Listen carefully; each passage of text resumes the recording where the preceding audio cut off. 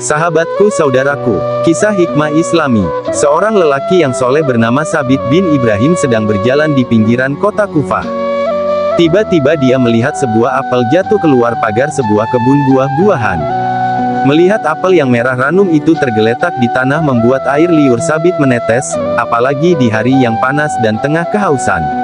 Maka tanpa berpikir panjang dipungut dan dimakannyalah buah apel yang lezat itu, akan tetapi baru setengahnya dimakan dia teringat bahwa buah itu bukan miliknya dan dia belum mendapat izin pemiliknya.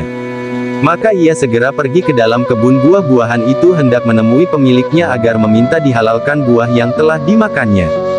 Di kebun itu ia bertemu dengan seorang lelaki. Maka langsung saja dia berkata, "Aku sudah makan setengah dari buah apel ini. Aku berharap Anda menghalalkannya." Orang itu menjawab, "Aku bukan pemilik kebun ini. Aku khadamnya yang ditugaskan menjaga dan mengurus kebunnya." Dengan nada menyesal Sabit bin Ibrahim bertanya lagi, "Di mana rumah pemiliknya? Aku akan menemuinya dan minta agar dihalalkannya apel yang telah kumakan ini." Pengurus kebun itu memberitahukan, "Apabila engkau ingin pergi ke sana maka engkau harus menempuh perjalanan sehari semalam." Sabit bin Ibrahim bertekad akan pergi menemui si pemilik kebun itu. Katanya kepada orang tua itu, "Tidak mengapa. Aku akan tetap pergi menemuinya, meskipun rumahnya jauh. Aku telah memakan apel yang tidak halal bagiku karena tanpa izin pemiliknya.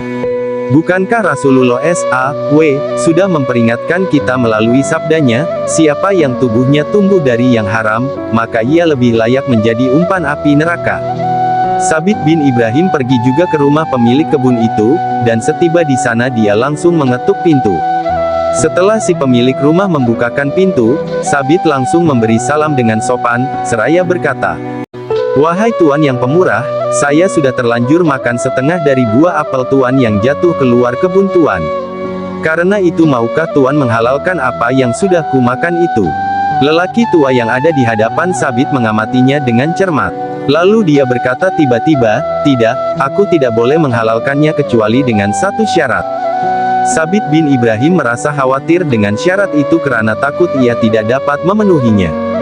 Maka segera ia bertanya, "Apa syarat itu Tuan?" Orang itu menjawab, "Engkau harus mengawini putriku."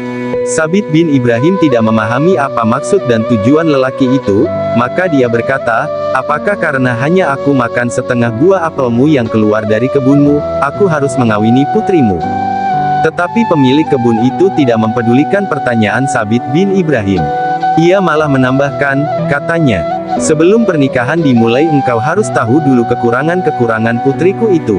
Dia seorang yang buta, bisu, dan tuli. Lebih dari itu ia juga seorang yang lumpuh." Sabit bin Ibrahim amat terkejut dengan keterangan si pemilik kebun. Dia berpikir dalam hatinya, apakah perempuan seperti itu patut dia persunting sebagai istri gara-gara setengah buah apel yang tidak dihalalkan kepadanya. Kemudian pemilik kebun itu menyatakan lagi, "Selain syarat itu aku tidak akan menghalalkan apa yang telah kau makan." Namun Sabit bin Ibrahim kemudian menjawab dengan mantap, "Aku akan menerima pinangannya dan perkawinannya. Aku telah bertekad akan mengadakan transaksi dengan Allah Rabbul Alamin. Untuk itu aku akan memenuhi kewajiban-kewajiban dan hak-hakku kepadanya karena aku amat berharap Allah selalu meridaiku dan mudah-mudahan aku dapat meningkatkan kebaikan-kebaikanku di sisi Allah Ta'ala." Maka pernikahan pun dilaksanakan. Pemilik kebun itu menghadirkan dua saksi yang akan menyaksikan akad nikah mereka. Sesudah perkawinan selesai, Sabit dipersilahkan masuk menemui istrinya. Sewaktu Sabit hendak masuk kamar pengantin, dia berpikir akan tetap mengucapkan salam walaupun istrinya tuli dan bisu, karena bukankah malaikat Allah yang berkeliaran dalam rumahnya tentu tidak tuli dan bisu juga. Maka ia pun mengucapkan salam, "Assalamualaikum." Tak disangka sama sekali wanita yang ada di hadapannya dan kini resmi jadi istrinya itu menjawab salamnya dengan baik. Ketika Sabit masuk hendak menghampiri wanita itu, dia mengulurkan tangan untuk menyambut tangannya. Sekali lagi Sabit terkejut karena wanita yang kini menjadi istrinya itu menyambut uluran tangannya.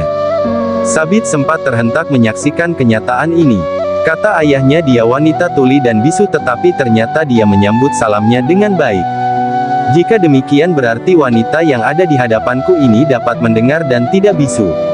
Ayahnya juga mengatakan bahwa dia buta dan lumpuh, tetapi ternyata dia menyambut kedatanganku dengan ramah dan mengulurkan tangan dengan mesra pula, kata Sabit bin Ibrahim dalam hatinya.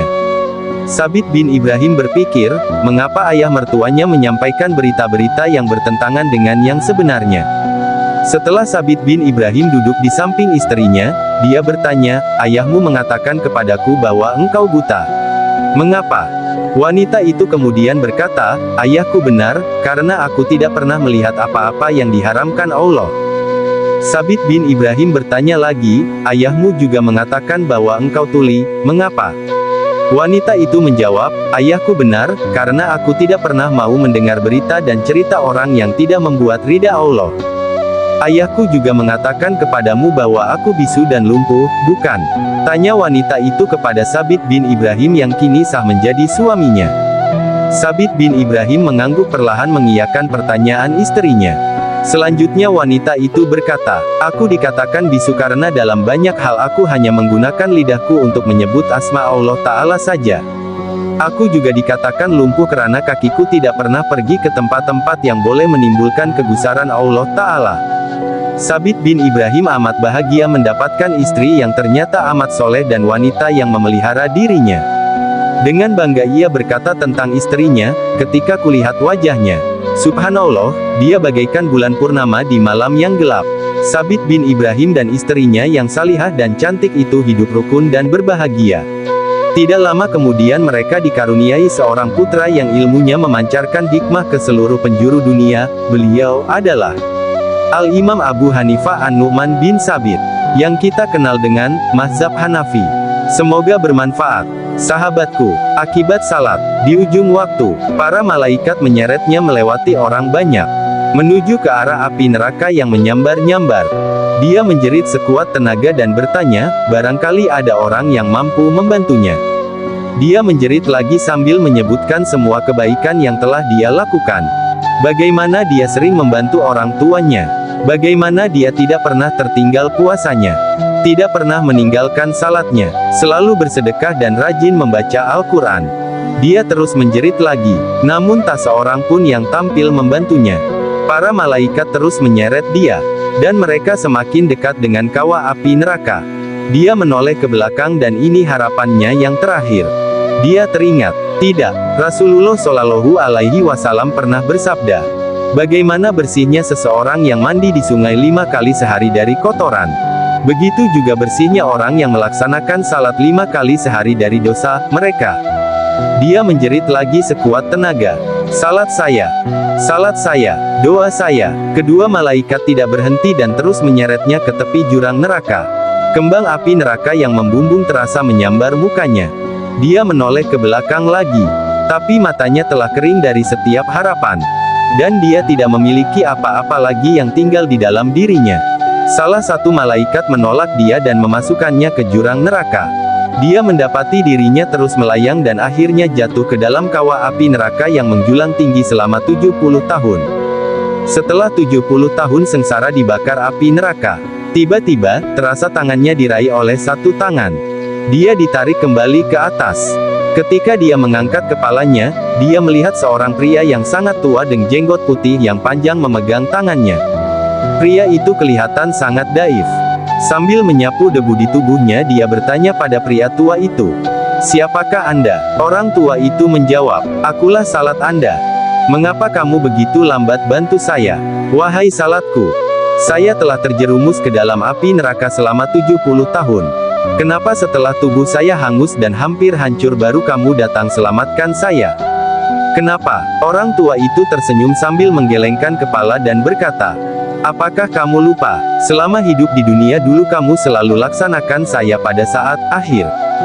Setiap kali maghrib, kamu fokus pada sinetron TV dulu. Isya kamu ketiduran, subuh kamu kesiangan, zuhur kamu lewat.